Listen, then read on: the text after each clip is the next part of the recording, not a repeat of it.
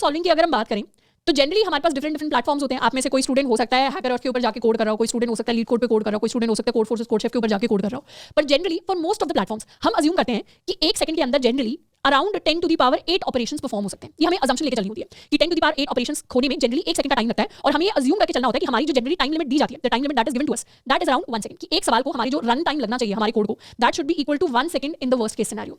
इसका मतलब है कोई भी कोड अगर हम लिखेंगे तो उसमें at most worst case scenario में हमारा जो कोड है उसके अंदर कितने ऑपरेशंस परफॉर्म हो सकते हैं, उसके अंदर 10 to the power 8 operations perform हो सकते हैं। क्यों? क्योंकि हमें 1 सेकंड ही अलाउड है। ये हमें अज्यूम करके चलना होता है एंड मैक्सिमम प्लेटफॉर्म्स के ऊपर आप देखोगे कि ये चीज कंप्लीटली होल्ड करती है। अब मुझे पता चल गया मेरा जो कोड है या मेरी जो एल्गोरिथम है जिसे मैं लिखने वाली हूं, किसी भी क्वेश्चन को सॉल्व करने के लिए, चाहे वो इजी लेवल क्वेश्चन हो, मीडियम लेवल क्वेश्चन हो, हार्ड लेवल क्वेश्चन हो, उसे सॉल्व करने के लिए मेरा जो कोड है वर्स्ट केस सिनेरियो में उसमें 10 to the power 8 operations perform होनी चाहिए।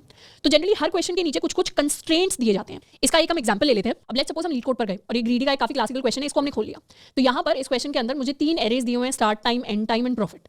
अब तीनों एरेज के लिए लास्ट में जनरली हर बार क्वेश्चन के लास्ट में हमें कुछ कंस्ट्रेंट्स दिए जाते हैं और अगर इंटरव्यू में आपको डायरेक्टली कंस्ट्रेंट्स नहीं दिए गए तो आप अपने इंटरव्यूअर से पूछ भी सकते हैं if they are directly asking your DSA question कि इस वैल्यू के, यानी ये जो एरे है, जो स्ट्रिंग है या जो भी डेटा स्ट्रक्चर आपको मिल रहा है उसके फाइनल कंस्ट्रेंट्स क्या होने वाले हैं। तो यहाँ पे एरे के जो कंस्ट्रेंट्स हैं उसमें दिया हुआ है कि मैक्सिमम साइज एरे का जा सकता है 5 × 10 टू द पावर 4।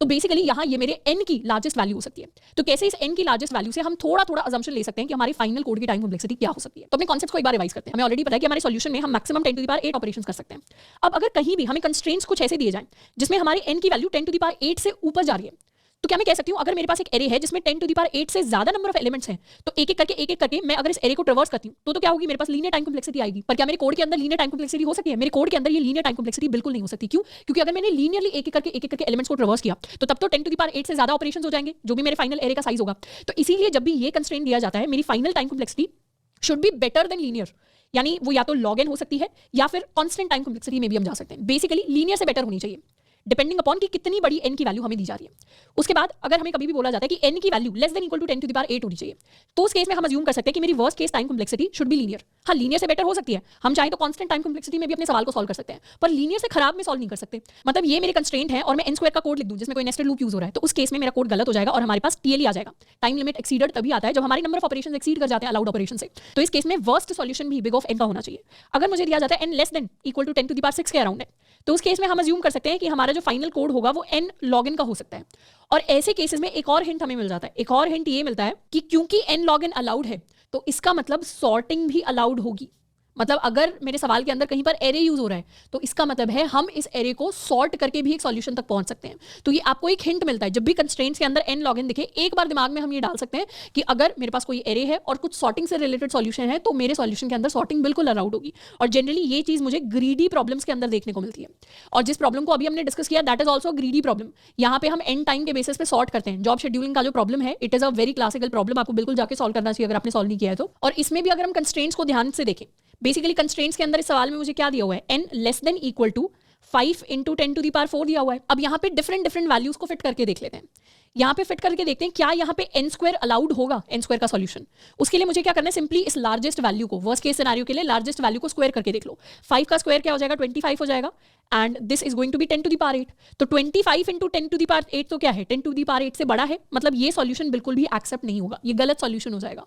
पर वहीं दूसरी तरफ if I take n log n तो ये मेरा एक्सेप्टेबल सॉल्यूशन है। और जब भी n log n आ रहा है हम एक बार सॉर्टिंग के बारे में सोच सकते हैं। और क्योंकि मुझे ऑलरेडी पता है क्वेश्चन ग्रीडी का है और इसमें सॉर्टिंग लगेगी तो यहाँ पे n log n का कोई सॉल्यूशन है जिसे मैं सोचने की कोशिश करूंगी।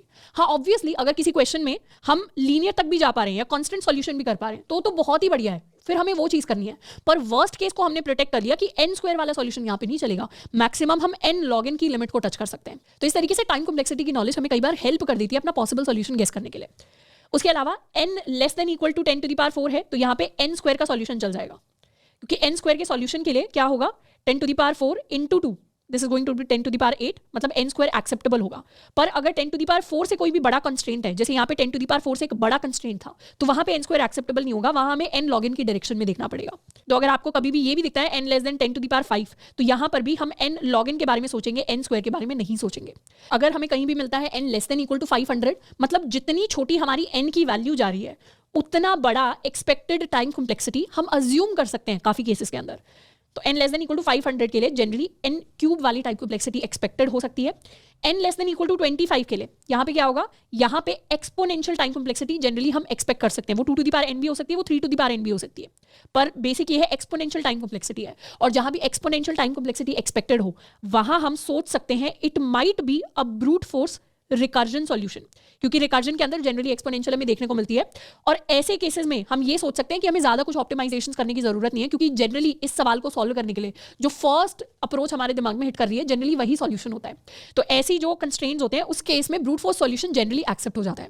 अब ये जो सारी की सारी हम अजम्पशंस की बात कर रहे हैं, ये हमेशा याद रखना, ये सारी अजम्पशंस हैं, ये हर एक सिंगल केस में अप्लाई नहीं करेंगी, पर ये काफी जगह अप्लाई कर जाएंगी और वहां पर हमें हेल्प मिल रही होगी।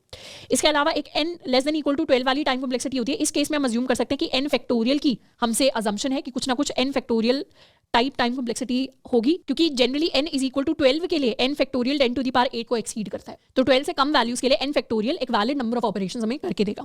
तो इस तरीके से हम जब भी किसी भी प्रॉब्लम को देखें, हम एक उसकी एक्सपेक्टेड टाइम कॉम्प्लेक्सिटी को पहले अपने दिमाग में सोच सकते हैं। उसके बाद एक्सपेक्टेड टाइम कॉम्प्लेक्सिटी से हम एक डायरेक्शन ले सकते हैं कि कौन कौन से डेटा स्ट्रक्चर्स हैं जिनको यहाँ पर यूज किया जा सकता है, कौन कौन सी एल्गोरिथम्स हैं जिनको यहाँ पर यूज किया जा सकता है। जब भी लेट्स सपोज हमारा कंस्ट्रेंट बहुत बड़ा दिया हुआ है, n की वैल्यू बहुत बड़ी दी हुई है, और यहाँ पे अगर हम लॉगिन सोच रहे हैं तो लॉगिन जब भी हम सोचते हैं हम एक बार बाइनरी सर्च के बारे में जरूर सोचेंगे, या अगर हम कांस्टेंट सोच रहे हैं तो कांस्टेंट के केस में हम ये सोच सकते हैं कि क्या पता ये जो पूरा का पूरा मुझे क्वेश्चन दिया हुआ है इसका सॉल्यूशन किसी ट्रिक के अंदर छुपाओ और बिल्कुल एक कांस्टेंट टाइम के अंदर मैं पूरा सॉल्यूशन कैलकुलेट करके निकालूं। तो इस तरीके से काफी डिफरेंट जो आइडियाज और डिफरेंट जो थॉट्स होते हैं वो हमारे इमर्ज होकर आते हैं जब हम बहुत सारे एक तो सवालों को सॉल्व कर लेंगे, प्लस जब हमारी टाइम कॉम्प्लेक्सिटी की नॉलेज स्ट्रांग होगी। तो टाइम कॉम्प्लेक्सिटी सिर्फ एक बहुत थ्योरेटिकल चीज नहीं है। जब डीएसए के सवाल प्रैक्टिकली हम सॉल्व करने जाते हैं, जब सीपी के सवाल जब हम प्रैक्टिकली सॉल्व करने जाते हैं, तब टाइम कॉम्प्लेक्सिटी की नॉलेज हमारे बहुत काम आ रही होती है प्रैक्टिकल प्रॉब्लम सॉल्विंग करते टाइम। तो आई होप कि आज का जो सेशन है इसने टाइम कॉम्प्लेक्सिटी से रिलेटेड कुछ नए कॉन्सेप्ट्स आपको सिखाए होंगे जिन्हें हम प्रैक्टिकली